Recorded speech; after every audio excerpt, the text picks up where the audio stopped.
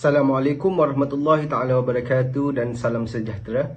Kami daripada Kumpulan Damar akan membentangkan model inovasi sekolah bercas bagi makmal sains. Model bercas merupakan model inovasi yang direka oleh mahasiswa-mahasiswi USM yang mengambil subjek PGP 203. Model bercas ini memerlukan kami melakar dan membina model 2D dan 3D bagi makmal sains yang meliputi aspek kebersihan, keceriaan dan keselamatan. Untuk melakar dan membina model ini, Kumpulan Damar telah menemubual guru-guru yang berpengalaman mengurus makmal untuk mendapatkan maklumat yang penting untuk tujuan pembinaan model makmal sains bercas ini. Hasil daripada pengumpulan maklumat, kami telah berjaya melakar dan membina model-model ini yang ideal dan direka khas bagi memenuhi keperluan akademik dan kurikulum murid sekolah. Seterusnya, objektif pembinaan model sains sekolah bercas ini adalah untuk mewujudkan makmal sains yang ceria, bersih dan selamat untuk digunakan oleh murid, guru dan kaki tangan sekolah. Selain itu, objektifnya adalah untuk menyediakan makmal sains yang mempunyai peralatan dan bahan yang lengkap bagi tujuan pembelajaran. Sekian sahaja daripada saya. Baiklah, terima kasih Saudara Rahman. Seterusnya saya akan menunjukkan ilustrasi bagi model makmal sains bercas yang telah kami hasilkan. Ini merupakan ilustrasi model makmal sains bercas kami dalam bentuk 2 dimensi. Manakala ini pula adalah rekaan model dalam bentuk 3 dimensi. Makmal sains ini diberi nama sempena nama seorang tokoh dalam bidang sains dan perubatan iaitu Ibnu Sina. Makmal sains Ibnu Sina ini mempunyai 4 bilik iaitu pejabat, galeri murid, bilik persediaan dan bilik bahan kimia. Makmal sains ini sesuai untuk menampung seramai 32 orang murid dalam satu masa. Rekaan yang kami hasilkan ini menepati ciri-ciri bercas iaitu bersih, ceria dan selamat. Seperti yang dapat dilihat di sini, terdapat banyak alat bantu mengajar yang berteknologi tinggi. Antaranya ialah papan putih pintar, televisyen pintar dan model rangka manusia. Selain itu, makmal sains Ibnu Sina ini juga menyediakan alat radas dan peralatan seperti mikroskop, mikar dan bahan-bahan kimia yang lengkap dan mencukupi untuk semua murid. Oleh itu, murid-murid dapat merasai pengalaman yang maksimum dalam mengendalikan eksperimen. Ini pula merupakan infografik berkaitan rekaan makmal sains Ibnu Sina yang kami hasilkan. Seterusnya, rakan-rakan saya akan membentangkan tentang justifikasi dengan lebih terperinci bagi elemen-elemen bercas yang terdapat dalam makmal sains ini. Yang pertama, almari jar bahan kimia tidak berbahaya. Almari ini merupakan tempat penyimpanan khas bagi jar bahan kimia yang tidak berbahaya. Jar-jar tersebut disusun dengan teratur mengikut kategori dan saiz. Almari ini mudah dilaras ketinggiannya untuk memudahkan pengambilan jar kimia. Yang kedua ialah almari kod makmal pintar. Almari kod makmal pintar ini digunakan untuk menyimpan kod makmal sebelum dan selepas digunakan. Dia juga dilengkapi dengan sistem sanitasi automatik yang dapat menjamin kebersihan kod makmal daripada sebarang bakteria atau kuman. Selain itu, kod makmal tidak akan hilang, kemas dan tidak mudah kotor apabila disimpan di dalam almari pintar ini. Yang ketiga, lantai dan rak alat radas. Lantai makmal sains ini menggunakan jubin anti licin, mudah dibersihkan dan tahan lasak. Semua alat radas dan peralatan lain pula dijaga dengan rapi serta disusun dengan kemas di dalam rak. Kebersihan dan kekemasan makmal sentiasa dititik beratkan supaya kemalangan atau kecederaan dapat dielakkan. Dan yang keempat, rak pengering. Selepas dicuci, alat radas akan diletakkan atau digantung pada rak pengering untuk dikeringkan terlebih dahulu agar tidak berbau. Kemudian, ia akan disimpan di dalam rak yang bertutup. Okey, yang seterusnya ialah sinki. Sinki ini dilengkapi dengan paip air yang diperbuat daripada alloy dan disediakan untuk memudahkan guru atau pelajar untuk mencuci tangan selepas selesai menjalankan eksperimen.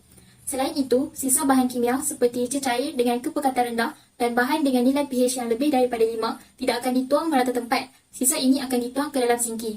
Dan yang keenam ialah tong sampah. Tong sampah ini merupakan tong sampah pintar. Sisa uji kaji dan sampah akan dibuang ke dalamnya. Ia akan terbuka dengan sendiri apabila orang menghampirinya dan tidak terbuka apabila sudah penuh.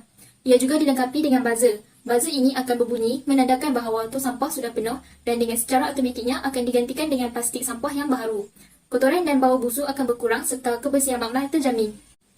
Yang terakhir ialah vacuum robot.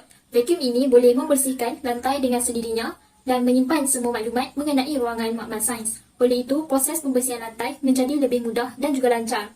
Vacuum robot ini boleh mencuci kotoran di kawasan yang sempit seperti di bawah rak kerana reka bentuknya yang kecil dan tidak terlalu tebal. Saya akan meneruskan pembentangan kumpulan kami dengan membentangkan justifikasi bagi bahagian keceriaan di dalam makmal sains.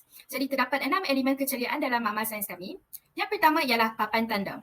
Papan tanda di dalam makmal sains bukan sahaja berfungsi sebagai hiasan, tetapi ia juga digunakan bertujuan untuk melabel alat kelengkapan dan juga ruang yang terdapat di dalam makmal sains. Papan tanda haruslah kemas, jelas dan dilabel dengan betul. Papan tanda penting untuk memastikan ruang ataupun alatan di dalam bilik sains kelihatan teratur dan kemas, justru membuatkan makmal sains kelihatan lebih ceria. Jadi ini merupakan salah satu contoh papan tanda yang terdapat di dalam makmal sains kami. Elemen kedua ialah warna cat dinding. Warna yang sesuai penting bagi menaikkan seri sesuatu ruang dan menjadikan ruang di dalam makmal sains kelihatan lebih luas, ceria dan lebih eksklusif. Warna cat yang tenang juga boleh membantu pelajar untuk lebih fokus di dalam kelas kerana warna yang tenang seperti warna biru dan juga warna merah jambu tidak menyakitkan mata para pelajar. Elemen keceriaan yang ketiga ialah poster. Poster yang dihiasi dengan bantuan visual seperti gambar dan warna yang menarik boleh menjadikan ruang di dalam makmal sains yang ditampal poster itu kelihatan lebih menarik dan ceria. Selain daripada fungsi keceriaan, poster yang ditampal haruslah mempunyai ciri-ciri ilmiah yang sesuai sejajar dengan subjek sains. Ini boleh membuatkan pelajar lebih tertarik dengan bahan bacaan pada poster. Elemen keempat ialah mural. Lukisan mural yang dihiasi dengan warna-warna yang terang dan menarik akan membuatkan makmal sains kelihatan berseri dan lebih ceria. Justru, menaikkan semangat pelajar untuk menelaah atau menjalankan eksperimen. Selain daripada tujuan keceriaan, mural juga berfungsi sebagai elemen ilmiah yang menepati sukatan pelajaran subjek sains. Jadi ini merupakan contoh mural dan juga poster yang terdapat di dalam makmal sains kami. Elemen keceriaan yang kelima ialah model rangka. Seperti yang boleh dilihat pada gambar contoh, ini ialah model rangka yang terdapat dalam makmal sains kami.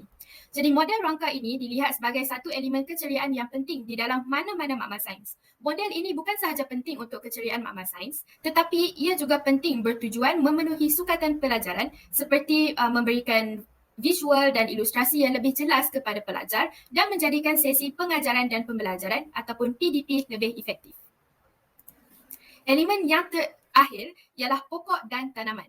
Pokok dan tanaman boleh dijadikan sebagai perhiasan di dalam makmal sains. Selain itu, tanaman boleh membuatkan ruang menjadi lebih eksklusif dan kemas kerana ia boleh digunakan untuk memenuhi ruang kosong di dalam makmal sains. Pokok dan tanaman boleh menjadi elemen hiasan yang sangat baik kerana ia mudah dijaga dan tidak menelan kos atau masa yang banyak.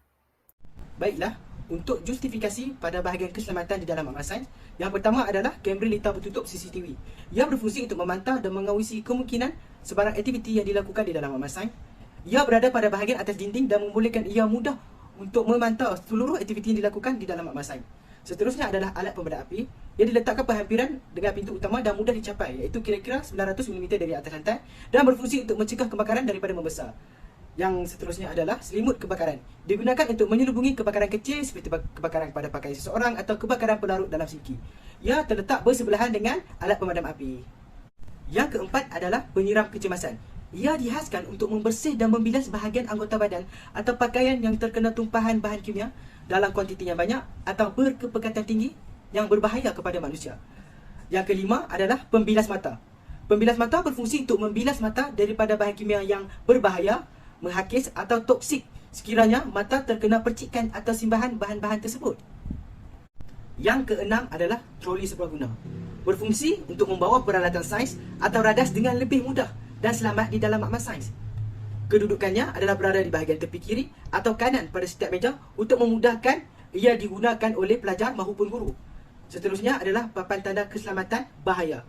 Ia berfungsi untuk memperingati bahawa tidak ada sesiapa pun dibenarkan masuk tanpa kebenaran guru. Assalamualaikum, saya Syahriatina Saimi akan meneruskan pembentangan bagi aspek keselamatan di dalam bilik makmal ini.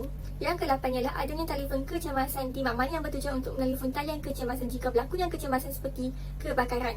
Dan telefon ini diletakkan hampir di semua bilik di dalam makmal, iaitu di bilik utama, pejabat, bilik persediaan dan bilik bahan kimia berbahaya.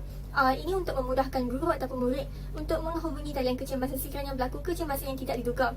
Kemudian ialah almari penyimpanan bahan kimia atau juga disebut sebagai chemical storage, adalah ruang bagi penyimpanan bahan kimia yang berbahaya serta mudah terbakar. Penyimpanan bahan kimia yang berbahaya pulalah diasingkan dengan penyimpanan bahan kimia yang tidak berbahaya. Malah, pengguna makmal tidak boleh menyimpannya dengan sebarangan. Yang ke-10 ialah kabinet aliran laminar. Dan kabinet ini berfungsi untuk menghalang kontaminasi semasa menjalankan aktiviti yang berkaitan dengan mikrobiologi. Dan kabinet ini akan menyediakan aliran udara yang tapis di ruang kerja yang bersih dan sesuai digunakan bagi kerja pengidaan awalan bagi kerja amali di makmal sains. Yang seterusnya ialah kebun asap. Kabut asap digunakan oleh pengguna makmal ketika hendak mengendalikan bahan kimia yang berbahaya, meruap dan berhakis untuk mengelakkan berlakunya kebocoran gas yang berbahaya di dalam bilik makmal. Dan penggunaan kabut asap ini adalah penting untuk mengelakkan daripada pengguna makmal terhidu gas-gas berbahaya seperti klorin, bromin dan nitrogen dioksida. Yang ke-12 ialah adanya peti pertolongan cemas. Peti ini diletakkan di kawasan yang mudah dicapai dan dilihat oleh guru-guru dan murid-murid. Terdapat 2 peti pertolongan cemas di makmal ini yang salah satunya diletakkan di bilik utama berhampiran dengan penyiram kecemasan dan di bilik persediaan bagi memudahkan para pemberi bantuan menggunakannya ketika berada di dalam situasi yang memerlukan.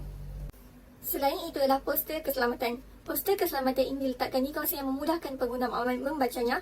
Misalnya poster ini diletakkan berhampiran dengan pintu masuk dan almari kod makmal. Dan perkara ini akan membolehkan pengguna peka dengan peraturan makmal yang mesti dipatuhi demi menjaga keselamatan diri. Dan akhir sekali ialah pengesan asap atau juga dikenali sebagai smoke detector. Alat ini bertujuan untuk mengesan asap yang menunjukkan tanda-tanda adanya api dan alat ini ditempatkan di atas shielding di dalam bilik makmal dan ia akan menghantar isyarat jika mengesan kehadiran asap dan haba yang tinggi. Jadi ini membolehkan pengguna makmal mengambil langkah awal sebelum api merebak menjadi lebih besar dan sukar dikawal. Kesimpulannya, kami memperoleh banyak pengalaman baharu ketika menghasilkan projek inovasi model sekolah bercas. Tugasan ini memberikan impak yang baik kepada kami sebagai bakal guru supaya dapat mempersiapkan diri dalam menyediakan suasana pengajaran yang baik pada masa hadapan dengan mementingkan aspek kebersihan, keceriaan dan keselamatan. Kami juga berpeluang untuk meningkatkan teknik penggunaan teknologi seperti aplikasi atas talian untuk menghasilkan model makmal sains bercas 3 dimensi dan 2 dimensi. Ilmu baharu tentang susunan atom makmal juga diperoleh hasil daripada temu bual dan berjaya untuk menghasilkan satu inovasi yang lengkap dengan segala kemudahan dan peralatan. Tugasan ini menjadikan kami sebagai bakal guru yang berinovasi dan kreatif selaras dengan keperluan pendidikan pada masa hadapan.